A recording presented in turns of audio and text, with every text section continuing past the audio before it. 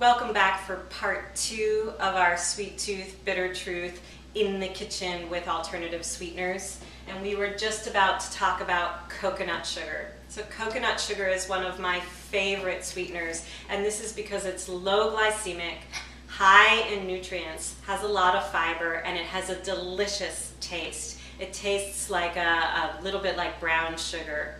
So one of my favorite ways to use this is one-to-one in recipes that otherwise call for sugar. This makes a great replacement, and it melts down really easy, so it's really super simple to use. I also like to mix this with cinnamon. My favorite story of how I use coconut sugar is at campouts. So we don't eat sugar, and a lot of times at the campouts the kids have marshmallows. And one year at one of my son's camping trips, we decided to take coconut sugar and cinnamon, and we skewered peaches and apples and pears, and we dipped that into the coconut sugar cinnamon mixture, and we roasted those out of the fire, and then came back for a little second sprinkling of the coconut sugar and cinnamon. And it was such a big hit that all the kids put their marshmallows down. 30 kids put their, or more because there were siblings, put their marshmallows down and lined up to get fruit with coconut sugar and cinnamon. So it's delicious and really easy to work with. And it's made from the sap of the palm or coconut trees that gets dehydrated and then ground down into crystals. So it's a natural source. Next on our list is barley malt. And where's my barley malt? Here we go. So barley malt, I want to state up front, it is not a gluten-free sweetener. It comes from barley, which is a glutinous grain. It's very malty, so it's not all that sweet either. And I tend not to use it very much. Actually, I don't use it at all since we're a gluten-free household, but you will see it in things. So like Sunspire's chocolate chips that are free of sugar, they're grain sweetened. And when things are grain sweetened, they tend to be sweetened with barley malt. So those items aren't gluten-free. Again, not something you likely need to keep in your cupboard because it's not very versatile, and it has a very distinct flavor that not a lot of people like. On the other hand, brown rice syrup is a great sweetener that is used. Both of these, barley malt and brown rice syrup, can be used a lot in macrobiotic cooking and in macrobiotic candies if you find those packaged anywhere. So the brown rice syrup is a lovely sweetener. It's kind of caramelly. It's very not too sweet, kind of delicate. It works really well in the do-it-yourself energy bars that are in your recipe packet, as well as the caramel popcorn. It's really nice in quick breads, and it's just made from the pressing of the grain of the rice, so it's a natural source. Again, low glycemic and lots of fiber. Next on our list are actual dates. So I talked about date sugar, but here are the actual dates, and I have two kinds here. I tend to get them in bulk at my co-op or from my local buying club here in Portland. The buying club I belong to is called ourcommunitypantry.com. And the dates, what I do here is I take the pits out, and I either use them in something like the donut holes, the ginger sap donut holes that you have, or I wet them, I soak them in water to make them a little bit more moist, again once the pit is out, and then I grind them up in my magic bullet or in a mini Cuisinart to make a paste that I could then use in a recipe in place of something like honey or agave. Speaking of agave, the controversial sweetener, that's up next. And I'm not a big fan of the use of agave, mostly because of how it's processed, and how it's processed in the world, but also how it's processed in the body. So agave, since it is mostly made up of the molecule of fructose, which we talked about in the audio section, has to be metabolized by the liver. So because of that, there's extra stress on the body's detox organ, our major detox organ, with the consumption of agave. So I tend to stay away from it. Myself, I don't eat it at all. For my son, if there's a sweet treat out in the world, a chocolate bar or some kind of raw cheesecake that has agave in it, he can certainly have that as an indulgence. For recipes that call for agave, I'll tend to substitute that with one of these other sweeteners. Maple syrup, since it's liquid, works really easily for substituting agave.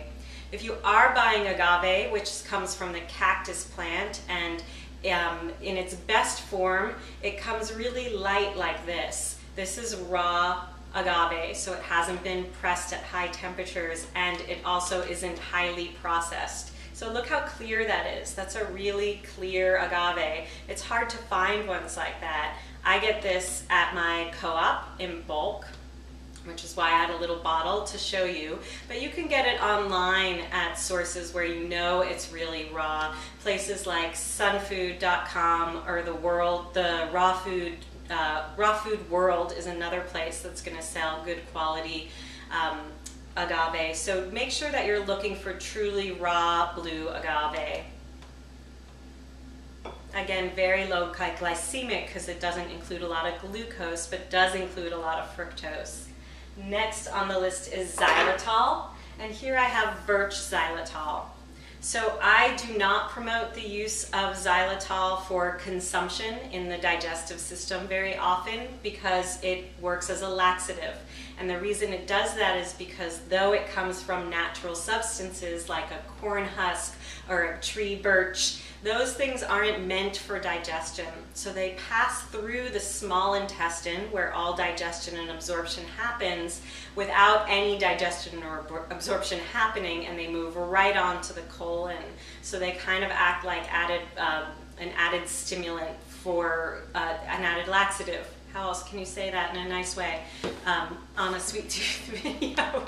So I tend not to use xylitol for digestion because it promotes digestive disturbances. Where it's great is in a sucker or in gum because xylitol does prevent dental caries. So I really do promote using xylitol in the mouth, in toothpaste, in a mouthwash, in gum. Again, xylitol is coming from a natural substance, but one that's not meant for regular digestion and absorption. Next on the list is stevia, and stevia comes in many forms. I have here some powder, some liquid, but what I wanted to show you is that originally stevia actually comes from a leaf. So this is the stevia leaf, and stevia is a South American herb, and you can get the actual herb in its green form. And the way I'll use stevia is either mix this leaf with some other teas, and then I'll sweeten my teas just by adding the stevia leaf in there, and you don't need very much. Sometimes I'll actually brew up some plain stevia leaf in a mason jar, and then I can use that liquid as a sweetener, and I'll keep that in my fridge and then use that in smoothies and things like that. The liquid I will use in elixirs, warm drinks like hot chocolate. I'll also use them in my smoothies if they need a little bit more sweet. So the liquid is very versatile, and you have lots of recipes. You have 2 recipes, I believe, in your recipe packet for the Sweet Tooth Bitter Truth course. And then the people who have written recipes for this course are all people who use stevia. So you can explore their blogs and find more stevia recipes on their blogs. So I have to admit that I used to hate stevia. You might be thinking I hate stevia. And I used to hate it too until I removed all other sweeteners from my diet. It was then that I learned to work with stevia because I have a sweet tooth.